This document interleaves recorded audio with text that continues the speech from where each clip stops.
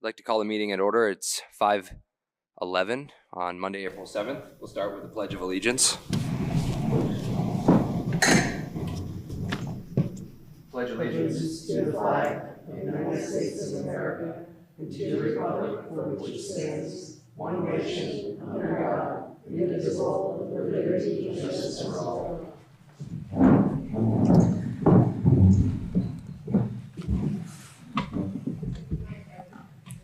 Mrs. Carter has the floor. Okay, so this is the first public hearing with the village trustees. And the two items in this public hearing are standalone flood regs and Article 2, Section 227. I'm going to start with the standalone flood regs. As we were working on the village, redoing the village zoning, we noticed the flood regs were 10 years old from 2014, yeah. So we were like, well, we didn't have time. At that time, we were already running out of time with regional planning to finish up the village flood regs. So we decided that will be our first priority as soon as we finish up the zoning. And so Rose and Jason and I met to get started and took a look at the new ones, which is a standalone version from the state, already been vetted, already meets national flood insurance requirements. And so we took a look at that and spent the next 3 months, March to June, at every meeting. Jason was there with us because he had some grant money to help people update their flood regs. So it didn't cost the town anything extra.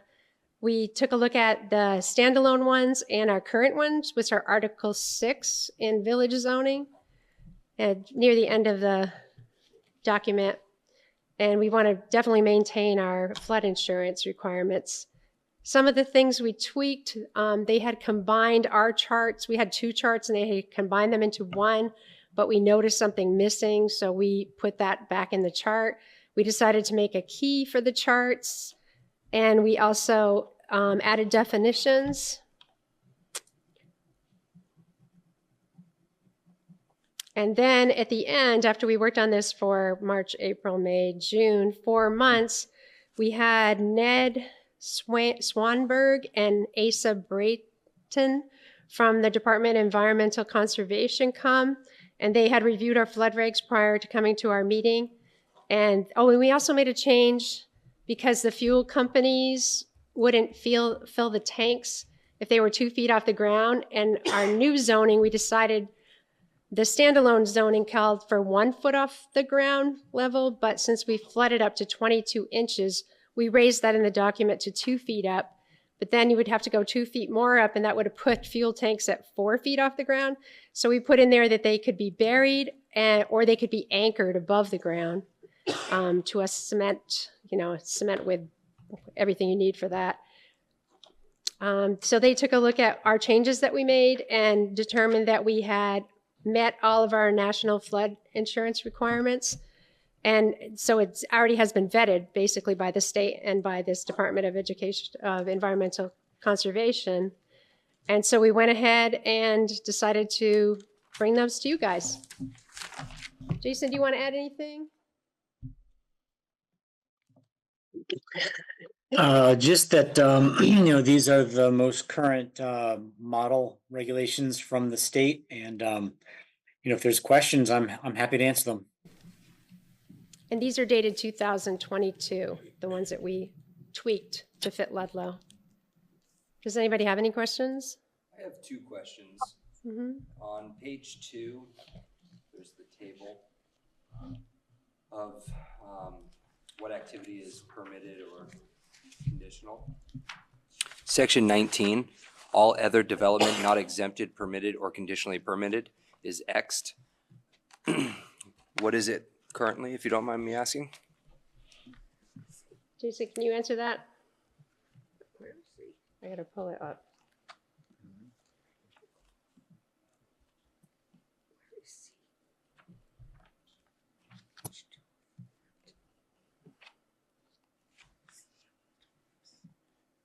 Jason, did you hear the question? They might. I heard it. I'm trying to pull up the existing document, so bear with me here for a minute. Ms. Carter, you might be able to answer my other one. Section 20 of that same table, removal of existing structures. It all has a P next to it.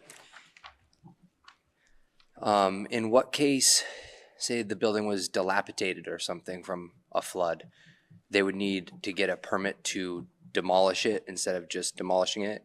Is it currently exempted in the Yeah, because current that form? P means you have to get a permit. You would have to get a permit Yeah. from the zoning administrator. Yeah, it's not conditional though, so that How should does be it pretty currently swift. sit?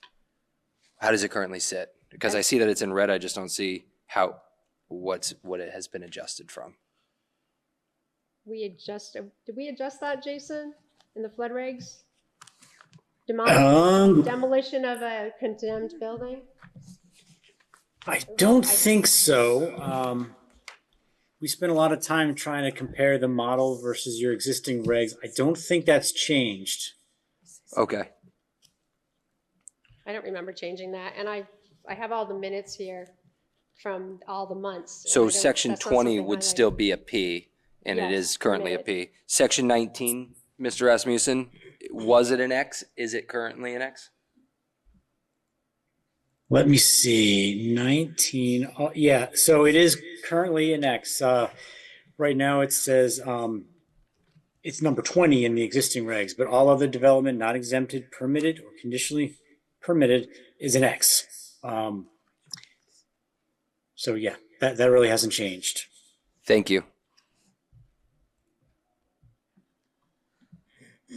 Does anybody else have a question? Is this the same for the town?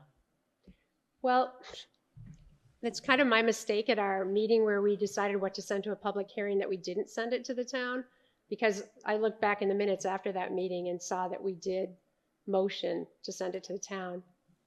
But if But we go, it will be identical for the yeah, town. it would, well, part of that municipal planning grant that we just applied for is taking a really good look at it to make sure it is identical. Thank you guys for taking the time for this. Welcome, we thought it was pretty old. Yes, and a lot Plus we had a happens. flood in between there. A lot happens in 10 years. On page 18, design flood elevation, or DFE, in the village of Ludlow means the base flood elevation plus 2 feet. Currently sits at just the base flood elevation, not the plus 2 feet, is that correct? Yeah, the plus 2 feet applied to storage tanks that they would have to go up another 2 feet. I forget what that's called. There's like a 3-letter initial for that. We talked about that a lot, that, you know, we had to have a different way because gas companies would not deliver to gas tanks that were up off the ground 2 feet. So they definitely weren't going to deliver to gas tanks that were off the ground 4 feet. Do we know how this coincides with historical preservation in the downtown districts? Well, that's not a floodway, right? We've talked about this before. How it corresponds to a historical district? So if I could chime in there's 2 things here. Your current regs go for 1 foot above the base flood elevation. This is now 2 feet. So that is an increase. You know, we're seeing these big storms, so to some extent, you know, it sort of gives people a cushion. The 2 feet is also being required by mortgage companies. So this new 2 feet standard is consistent with that, at least. So, you know, it is a change, but it's consistent with some other things that are going on. And there's still a variance provision for historic structures. So basically you can modify the standards if needed to maintain historical integrity of a building. Thank you for the clarification.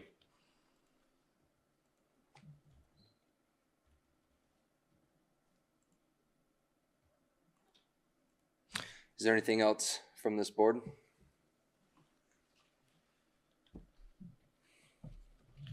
Okay. Okay, I don't know if anybody would be willing to make a motion to accept Yes. this new standalone flood regs for the village. The trustees will do it separately. This is just trustees right Yeah, this, I'll second it. Any further discussion? All those in favor signify by saying aye. Aye. Aye. The ayes have it.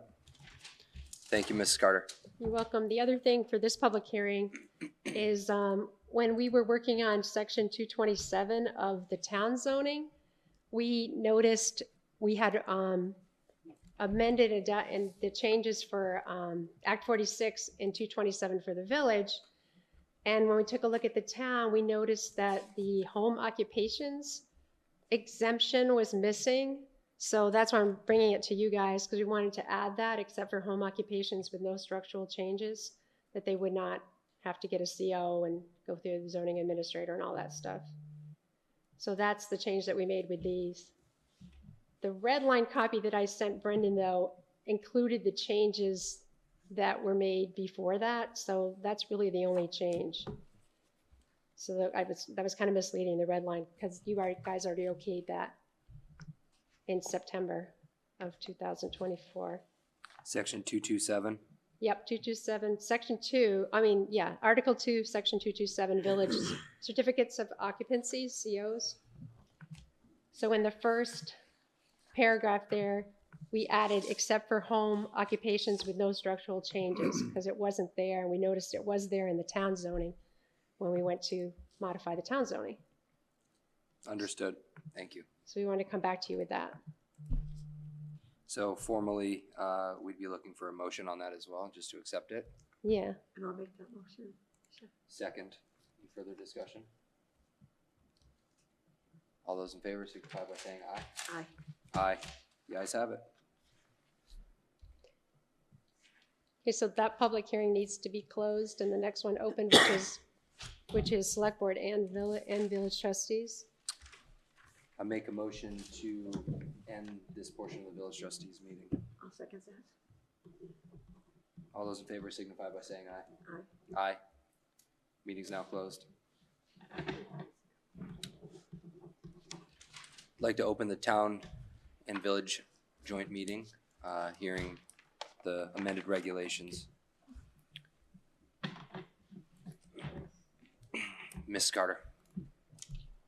Okay, so this joint meeting is to take a look at the subdivision regulations. When we came to you guys to talk about neighborhood development areas, there were things we needed to change in our subdivision regulations in order to even apply for neighborhood development areas. And so we came to you guys and gave you some choices about what you would be comfortable with. And the changes don't start until page 17.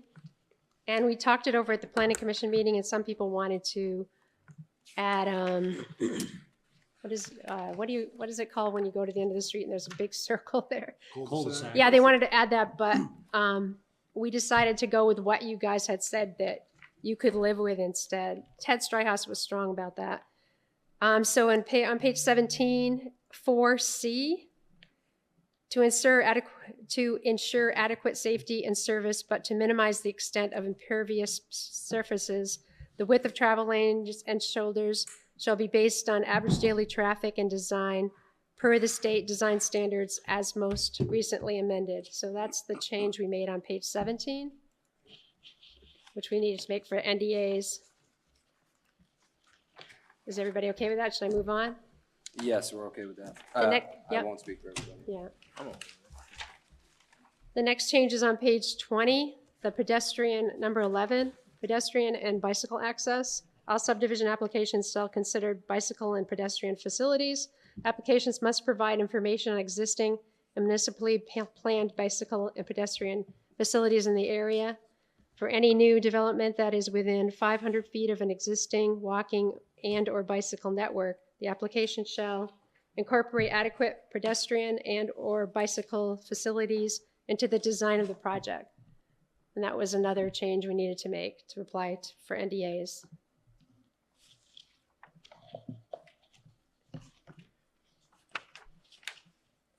Okay, and the next one is on page 22, section 4.8, utilities. 1A, we changed Central Vermont Public Service to Green Mountain Power, or the Village of Ludlow Electric Company. department for comments and recommendations. Underground power, telecommunications lines, and other utilities are required for new developments within the village unless deemed by the Developmental Review Board as infeasible or prohibitively expensive.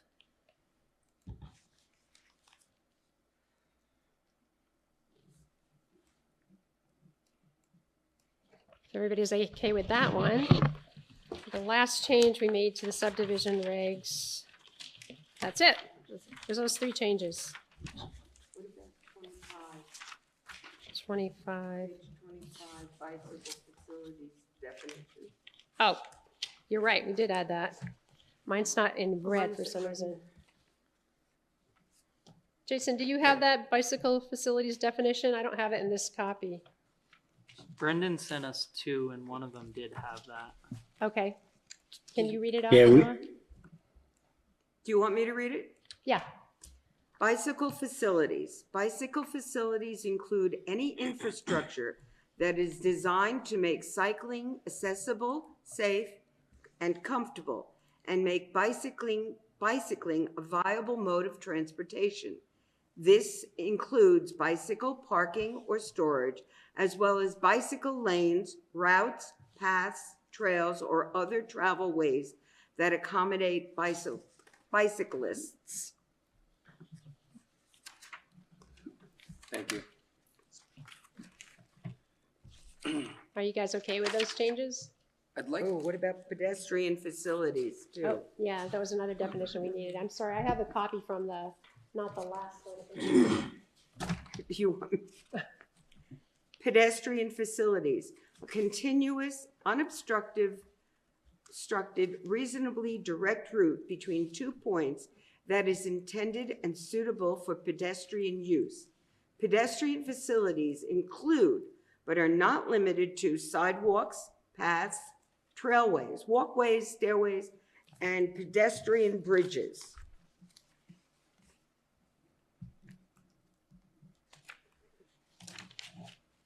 Ms. Carter, would you be able to walk me through an example of 11 on page 20? Say a property wanted to subdivide their land and it was in the village.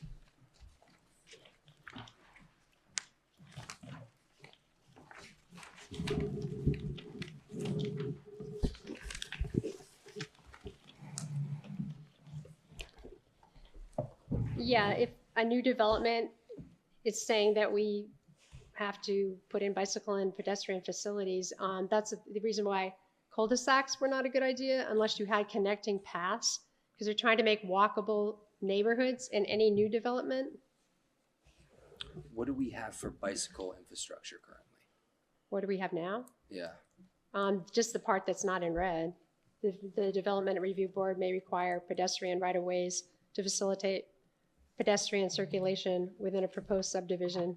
So we have that part already. But this is the part that the NDA required, that you have a place to store them and pathways between developments for bicycles and pedestrians. So, Justin, if I can give Yes, an sir. explanation. So, we're all familiar with the Jewel Brook project. And if you read this language, kind of the way it would have applied to that project if it was going under these rules, that for any new development that's within 500 feet of an existing network, right? So there is a sidewalk that goes up to the bridge, right? So that would have put you within the 500 feet. It said applications shall incorporate similar, right? So they're adding the word shall, basically. So that would have been required of that development. To connect. To connect, right? Which would have, in the case of there, was a heated contention, but because the language didn't have shall in it, we can only ask them to consider it. If that gives an idea of what That's a a good project, example. a good Thank example you. of a project. that Thank you, would have- George. No, no Very, problem. very practical example. So for the bicycle side, you wouldn't say, hey, you need to connect to the last Unless you're within bicycle 500 feet. trails, because like that isn't realistic. But if there was a bike path Sure. and So close it's, by, then you would connect it to So that. let's talk, the best hypothetical scenario would be if we put a bike lane on a certain road And let's just say there was a bike lane on High Street, right? And you decided to put a development on High Street. If you were within 500 feet, you would have to have the capability, if you were within there, to have your bike lane that would connect to that. But to the best of my knowledge, the town doesn't have any on-road official bike. Correct me if I'm wrong. I don't believe there is. Yeah, so this is more, so some of this language is to meet for the, what kind of development was it you were looking for, Terry? That was these, Neighborhood development areas. so for neighborhood development areas, this is language that we were required to have changed in order to potentially bring forth someone who could get access to that money for those type of developments. As it sits now, being that we don't have like an on-road bike facility, it's, I don't want to call it a moot point, but as it sits right now, there's only the last trail system, which I don't believe there's any real land there that would potentially meet the spec for the bicycle access. The pedestrian access is probably the most truly applicable as it sits today. Thank you. Thank you. Thank you. We're looking to make a motion on these individually or collectively. Is there a preference, Mr. McNamara? If you're going to, you could do it either way. Collectively, you're just accepting each one. If there are changes that someone would like to propose, then you should do them individually. Are there any further questions? Yeah, Terry, in the purpose of this, it mentions to make it easier to permit additional housing and of various types, including affordable housing, senior housing throughout the village and town. Is that specifically relating to opening up for these other programs? Or is there any language change to make it easier? No, it's supposed to give priority. If you have neighborhood development areas, they're supposed to be able to bypass 250, and they're supposed to have priority for affordable housing funds. Yeah, so it, like, we're changing subdivision to a plot to open up the NDA stuff versus making subdivision easier in and of itself. Right, and Okay. but we do need to take a look at the subdivision document because it's old too. And that's on our list of to-do stuff after town zoning and the town plan. And some of our goals from last year's town plan, we want to take a look at those actually next Tuesday. So it is old and we do need to amend it. I think it's from 2019. No, maybe it's even older. Jason, do you know how old it is? The subdivision? 2018 is the last amendment, but Okay, I think largely it's even older, largely Mine says older than that. 2008. Any further questions from the board? I'd like to make a motion to approve all the changes. I'll second.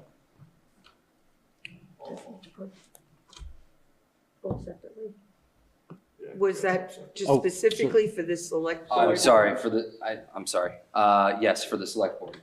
Okay, all select board members, all in favor, signify by saying aye. Aye. Aye. Aye. Those opposed, the ayes have it. Trustees, we'd like to make the same motion. I'll second that. All those in favor signify by saying aye. Aye. Aye. Ayes have it. So now, public hearing sequence, and the town zoning changes? So you have to close both of the, Also, close the select board and trustees hearings, and then Brett will have to Have a open. motion to close. So moved. Second. All those in favor, signify by saying aye. Aye. Those opposed, I make a motion, we close the trustees. Second. All those in favor, say aye. Aye. Aye. Ayes have it. Now, Brett, you just have to open this select board. The select board. okay. So we're gonna open, okay, make them, we have a motion to open. You can just open it. Open, okay. Open the select board meeting. Hearing. We're ready, Ms. Carter. Okay, so we were able, after finishing the flood stuff, we had enough time to start our town zoning work even without the municipal planning And these are the sections that we had done, and so we wanted to bring them to you guys because some of them, I know Ryan was anxious about one of them about interior alterations. We wanted to get that done because we're losing a lot of money because people are making very expensive interior alterations and they're not letting anybody in, and there's no, the town's missing out on lots of taxes because of that. So the sections that we worked on, which is not on this page, Hester gave me a copy of everything, I don't have it. Well, I'm gonna start with 224, town zoning expiration of permit.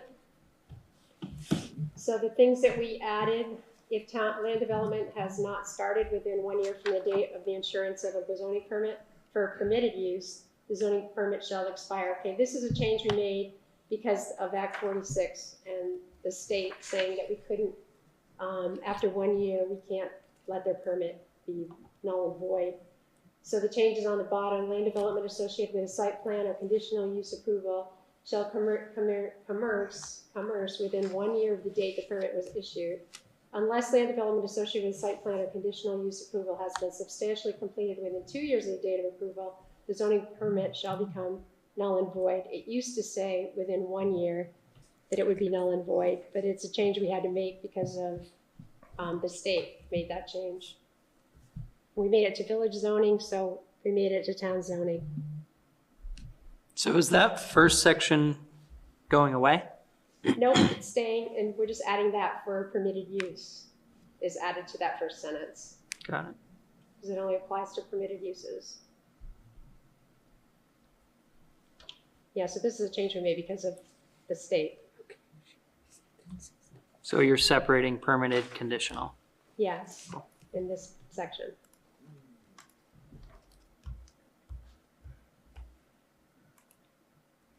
I make a motion that we accept the changes to section 224. Second. Open for discussion. Being no discussion, all those in favor signify by saying aye. Aye. Guys opposed? Ayes have it. Okay, the next one I have is section 2, it's Article 2, section 221, town applications. And we basically made the same changes we made to the village on this one. So the first change is in the first paragraph. All applications for a zoning permit along with the required fees shall be submitted to the administrative officer. The application shall be accompanied by each of the following if deemed relevant by the zoning administrator. So there's no change to number 1 for single-use residences, but to number 2, we're requiring drawings stamped for construction showing the floor plans, all levels, and elevations of the building for buildings over 500 square feet. And those are the only 2 changes we made to coincide with the changes the state made and that we made in the village zoning.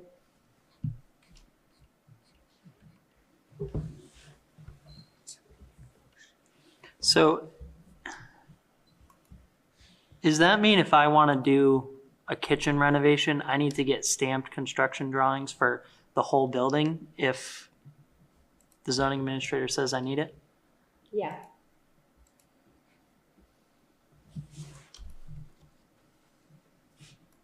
Seems like a lot.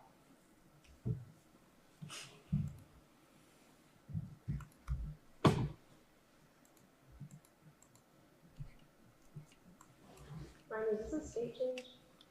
Or is this something we wanted? I'm trying to remember. So, we were talking about interior alterations maybe $10,000. Yeah, that's a different one, a different section. Yeah, so this is definitely from the state, because the only one that we deemed that we wanted to change was the interior alterations. Section 2, drawing stamped for construction showing the floor plans, all levels, and elevations of the building for buildings over 500 square foot. Right. Why would you need that at a kitchen renovation?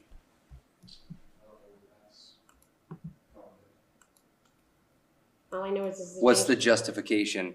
The language is vague, I think, is the point that Let me my ask colleague's Jason. trying to make. Jason, are you there? Can you explain the justification of 221 requiring drawings stamped for construction?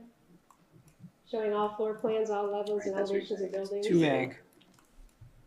I'm not sure I can. I think this came from the village update process, and I wasn't personally involved. I wish I could explain it, but I'm really not sure where that came from offhand.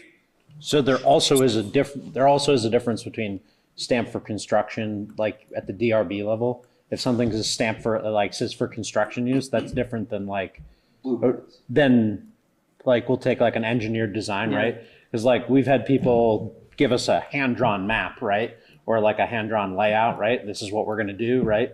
And that's like for construction purposes versus like here's some engineered plans that the engineers certified that this meets. So I think with having the language for construction use, that is different than like having an engineered stamped plans. Okay, so I have a single family home, no code requirements. I can come in and say, hey, I'm gonna do this kitchen. I'm doing it by myself. Correct. Here's my hand drawn map of how Yeah, it's like gonna you drew look. it on a napkin. I mean, Yep. like you laugh, but there's a whole wide variety of what's accepted, right? But like the biggest goal is that you come in for a permit for a project and you explain said project, but you forget to mention that you're also adding a bedroom, or right? Because like when they come to give you, hey, we want to come look at your project, is that on your new plan that you've drawn up, you're going to label like this is bedroom 1, right? And 2 and 3. And they show up and you've got 4 bedrooms. They're, I think is where they're trying to like close loopholes. Yeah, the for construction that makes more Correct. sense Right. now. So like where we've had trouble at the DRB is people try to bring a for construction plan when you need a certified stamped engineered plan. Because those are two right? Because unless it's been stamped with the emboss of an engineer, it's not really anything but lines on a piece of paper. There's no one that's held to any accountability. Yeah, that makes sense to me. I'm good with it.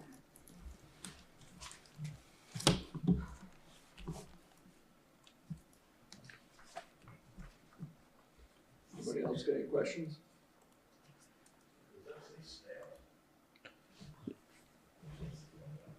Stamped for construction, it says. Mr. Alden? I'm a little concerned about the ambiguity of the word stamped. I think we can show that there's been instances in town with developments that certain requirements have been more stringent on certain developments. So when you have something that's so vague, to me, in this business, stamped means from a certified engineer or a certified construction architect. Builders don't stamp things. They when a board is asking for something to be stamped, that's usually from a certified engineer architect. So I'm a little concerned that the word stamped is in there and that folks have some confusion about it. We shouldn't be putting things forward if folks don't understand the implications of what you put forward. Thank you. I definitely, the word stamped is probably why there's confusion, right? I think if it was said labeled construction use only, right, is that probably more applicable? That would make more sense to answer your question. This is a document that's going to be used, Right. for No, the next 20 but years, you bring up, right, yeah. is there was a question about what's stamped for construction use. You've brought forth permits, right? We've talked to various boards. Is like when we talk stamped, right? That's like signed by an engineer. This is what you're going off. When there's say construction use only, right? You show up with a napkin that's drawn out. I think that was the intention of the change. Do you think changing the word stamped to labeled, would that be clearer to you? I think that would be clear. I think stamped implies to me that it's from an engineer or certified architect. Okay. So I would think about that word stamped. Yeah. The only thing I remember about that is this was vetted by municipality, and we changed it in the village zoning. Okay. I don't know if that's something we need to pick up on, but it's not really says that we should change that. I would agree that I think there needs, whether we have to look at it, because I have a feeling that's going to create some Yeah. issues. He's the all out authority on. Yeah, just I mean- that it would, again, whatever way we want to go, but I could foresee there being issues of I would like to. someone rescind the coming and language saying, in the well, village if as someone well. says it's Can I- not stamped. I'm sorry, Justin, I couldn't hear what he So was I saying. think that needs to be clarified. Mr. McNamara was saying he wants to make sure it's clarified with Mr. Callahan. Okay, so we hold off on that one. Do we have to motion to table that? Or No, you just. won't accept just, it. okay. Do we have to deny it? No. Okay. Okay, so move on to the next one. Okay, 227, certificates of occupancy. Oh, no, that's not it. We already did that one. Oh, no, we didn't, not the town one. Okay, so this is exactly what we just approved for the village, but we also made the changes that we made in the village on this one. So besides the, except for home occupations with no structural changes in number 1, we also have the changes we made in the village. Number 2, we added the sentence at the end, as built, construction drawings for all heated or cooled structures equal to or greater than 500 square feet shall also be required before a CO is issued. So we added that to number 2, certificate of occupancy. Does anybody want to talk about that one, or can I move on? The next change is number 3, the zoning administrator shall inspect the premises to ensure. I don't know, sorry, Terry. Oh, sorry, go ahead. Andrea has her hand up, so I don't know if Andrea? that's. Thank you for paying attention to that. Do you have a question, Andrea? Are you going to discuss 220 separately? Because that's impacted by 227, but it seems like we're just out of order, or because one impacts the other. Oh, 220. Yeah, 220 is an entirely new section that we, according to, Act 46, they want to make the permitting processor easier, and so the ZA could make some discretion about what needed to be conditional, what could be permitted. So 220 is a whole entirely new section. And I apologize, will that be discussed separately? Because Yes, 227 relates to what is in 220. right. That'll be discussed separately. I should Okay. have gone sequentially, but I didn't. So number 2, the only thing we added that to that was that the zoning administrator fails to either grant or deny the CO within 30 days of a written request for CO, the certificate shall be deemed issued. What was that before? It is just missing that red language. So someone could be waiting 6 months if we didn't get to them? Apparently, yeah.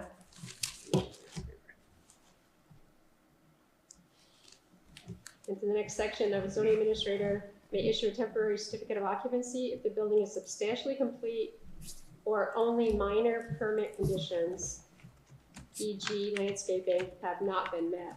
For example, a temporary CO may be issued if the zoning administration determines that the building is substantially complete, but the required landscaping cannot be completed due to the season. So we added the language in red that we had added to village zoning.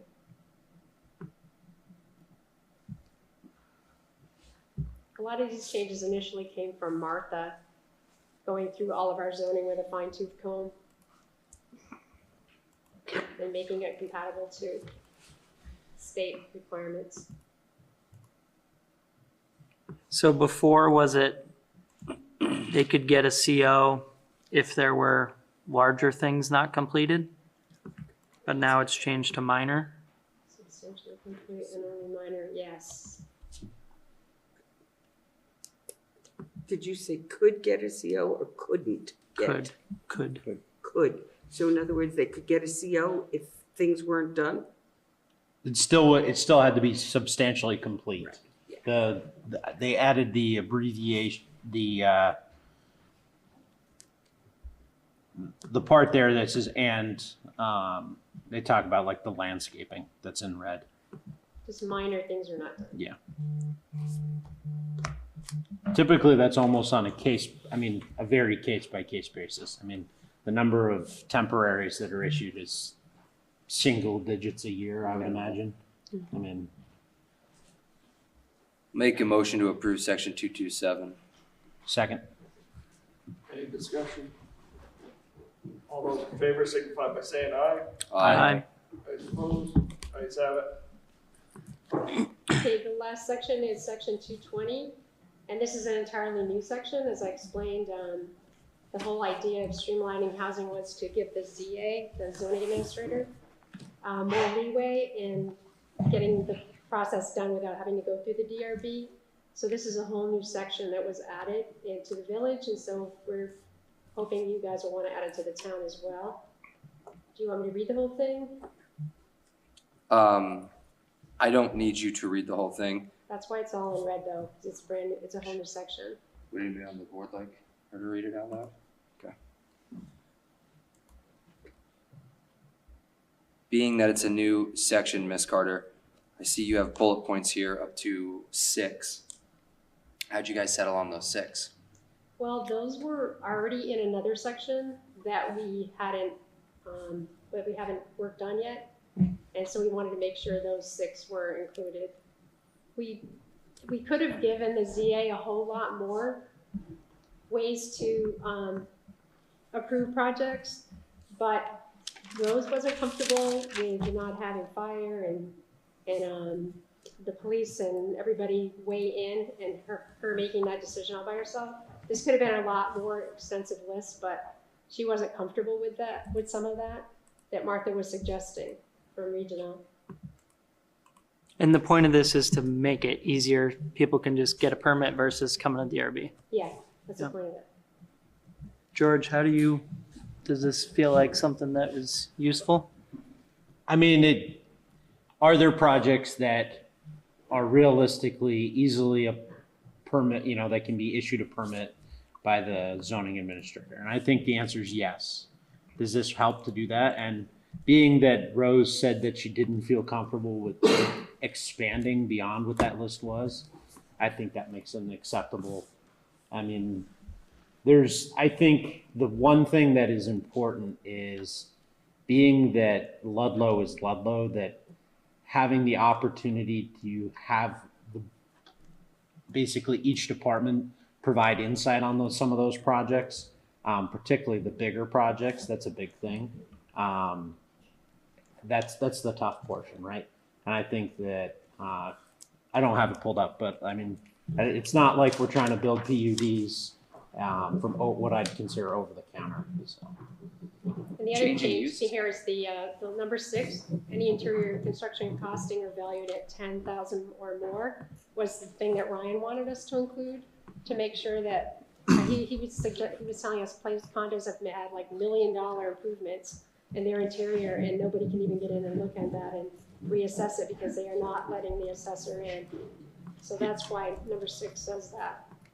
So she also still has, when I read it all, she still has the ability to put it to the DRB depending on each project. Yes. So there always is that as an option, that even if she can't or doesn't feel comfortable given the case, that she has the option to say, hey, we're just going to send you to the DRB, because maybe think of a change of use as it was a tax office, right? And someone said, hey, I want to have a lawyer's office, right? Depending on how the conditional use was previously done, it could have just been office, or it could be as specific as what business was there, or something like a retail business was there and now they want to be an office.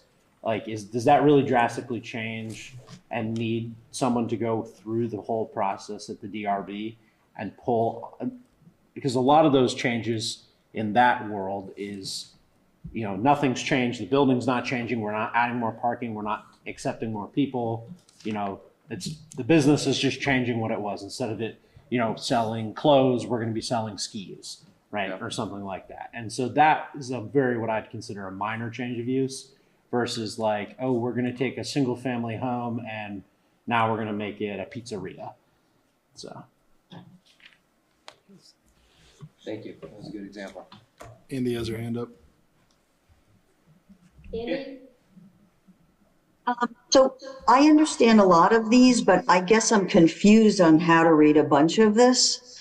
Like, for example, it says altered or existing use be changed in any way? Is in any way qualifying altered, which would mean anything, but then you have another section that says just the following for interior alterations. So are the words in any way supposed to mean alterations in any way? Or is that only for, or existing use changes? So if you look at the first sentence. Right.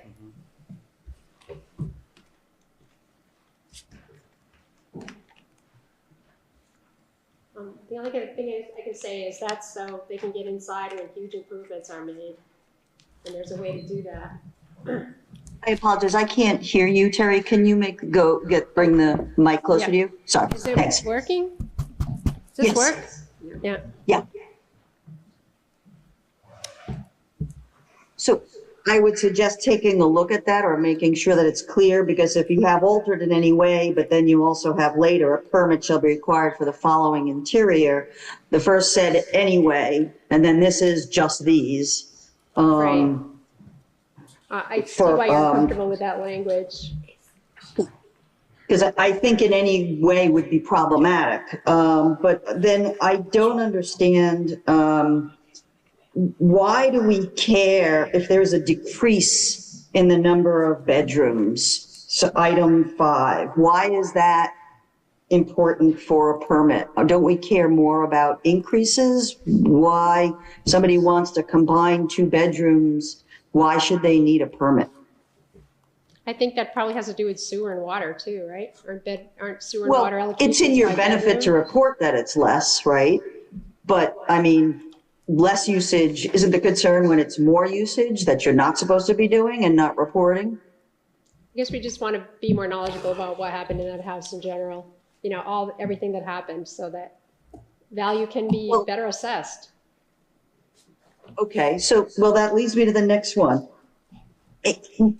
To say we want to know what's happening in someone's house, I think is more invasive than is needed for public safety. And I think that the next one, number 6, any interior construction costing or valued at $10,000 or more, that's a part of a bathroom these days. So if I want to change the walls and a sink of a bathroom, I now need a permit? I guess I don't understand that. And what is the purpose of We that? had a lot of debate on that in the planning commission. We debated that more than in one meeting. And that's what we settled on, is 10,000 or more. We had tons of debate about it. Brian, do you want to address that at all? Sure. Yeah.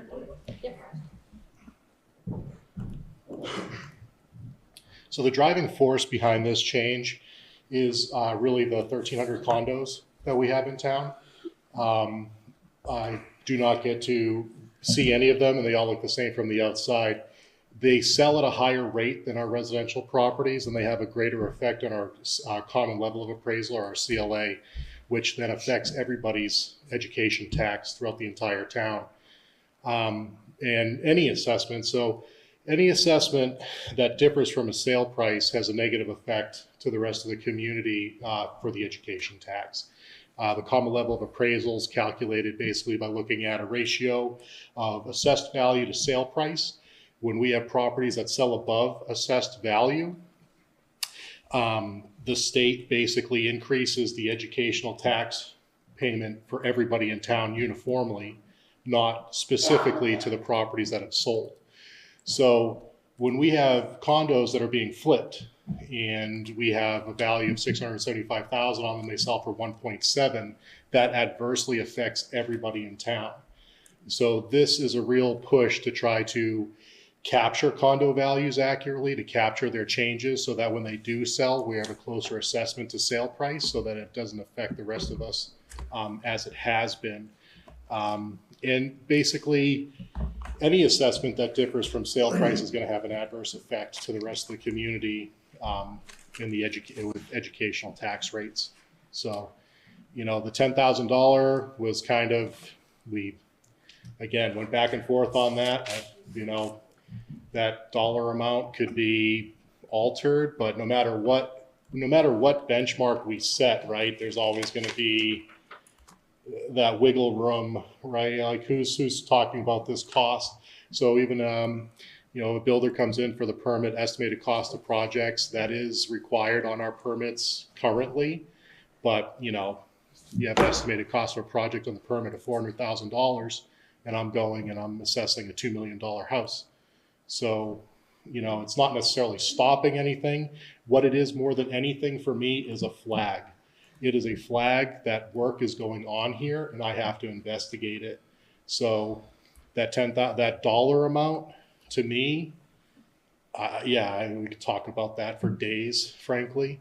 But as long as we did, but as long as there is that acknowledgement, that flag, that now there's been improvement done on the interior of this building, and now we can go and quantify it so that in the case that it does sell, our assessment is now in line with that sale price or much closer. And then therefore not adversely affecting everybody's educational tax rate in the whole town.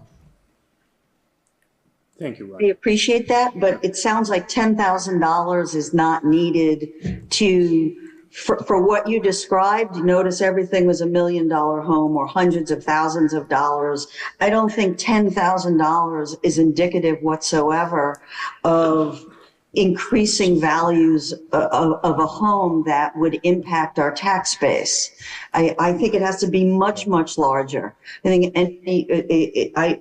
I think that that's overly invasive, and not reflective of the reality of cost these days. In addition to why I wanted to speak about 220 before 227, now you can't even, if you're working on a bathroom and you only have one bathroom, how do you even use it? Because there's no exception. You need a certificate of occupancy that it's done. Yep. So I don't know. That's How do you do any improvements then for a kitchen? Or, I mean, I think that you're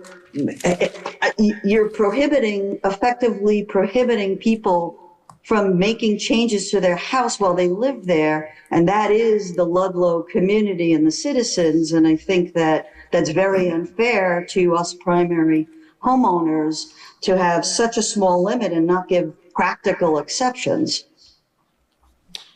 Well, if we have to go back and talk about it, or the boards wish us to go back and talk about it, I definitely know we will, but that's the purpose. The purpose isn't to be restrictive so that if you wanted to renovate your kitchen, you wouldn't be able to occupy your home.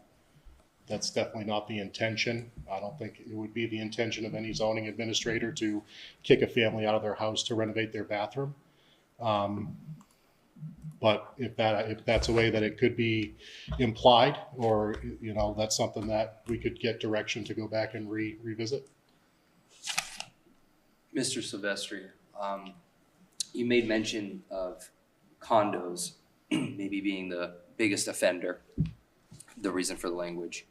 Is there any reason why we don't explore condo-specific transactions or renovations or remodelings?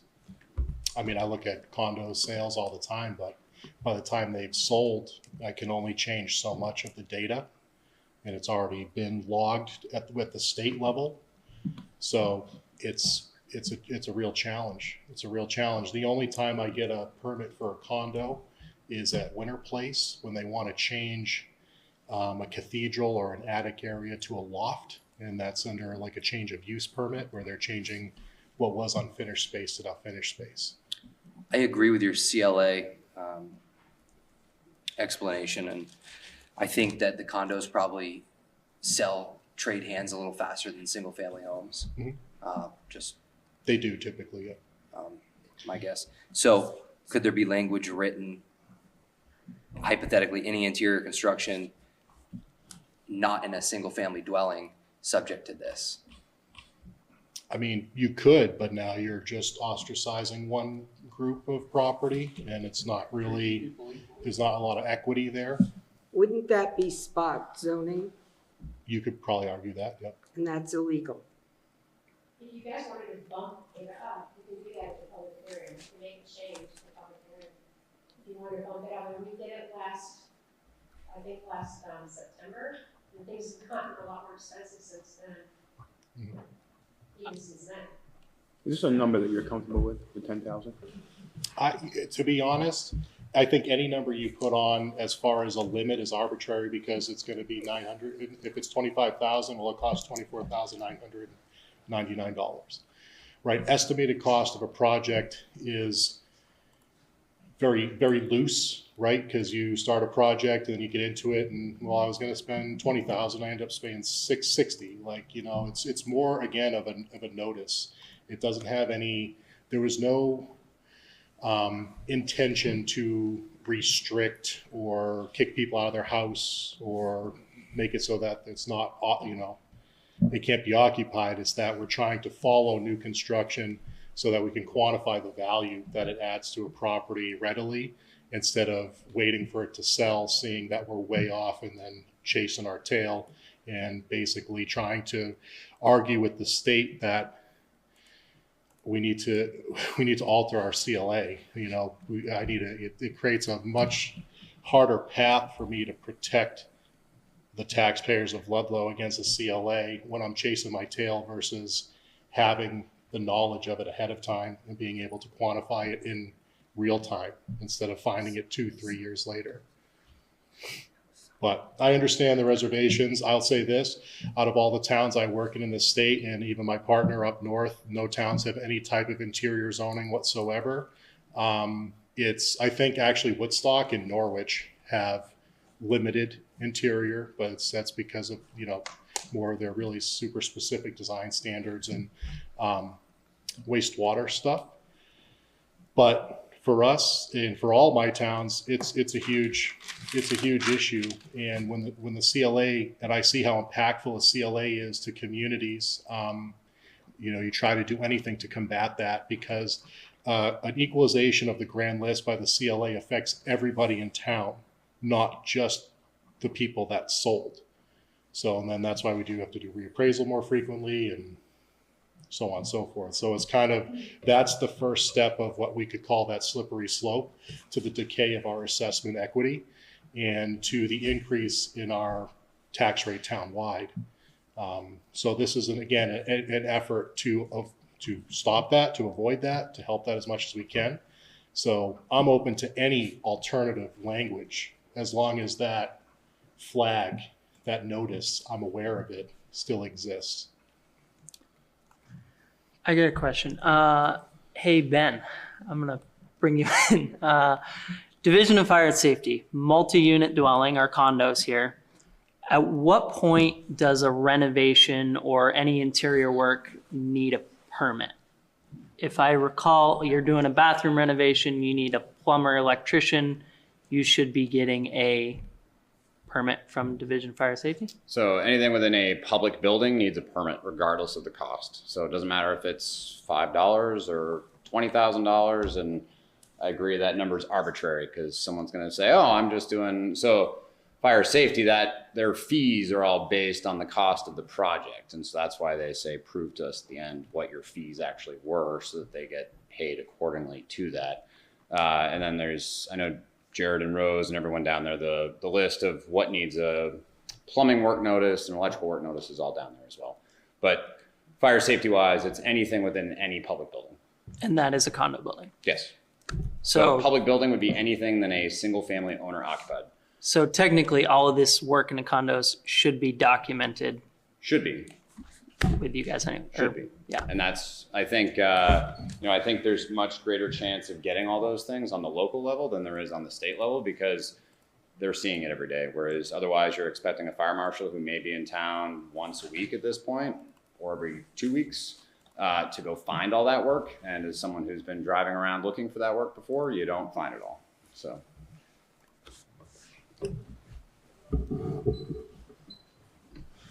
So the permits are already required through the state. So, Ryan, I've got one question for you. Being that, if correct me if I'm wrong, roughly 50% of the structures in the town are condos. Approximately. So a little less. So with that being the case, this will have a substantial impact on hopefully being able to have a little bit more control on the CLA not getting wildly out of hand. That's the goal. As kind of a generalization of all the explanation, which I appreciate very much so. But that's the takeaway. That's the goal, is if I'm aware of it, I can quantify it. If I'm not aware of it, I can't quantify it. So if the state's issuing permits at the condos, I've never seen one. Neither have I. I make a motion that we accept this. I would second that. Discussion. Being no discussion, all those in favor signify by saying aye. Aye. Aye. Guys opposed? Ayes have it. I think that's it. So the only one, we'll go back to the drawing board on is 227. Yes. Certificates of occupancy. Okay. So that should close that public hearing. Thank you very much. Make a motion to close this special meeting. Second. All those in favor signify by saying aye. Aye. Aye. Guys opposed? Ayes have it.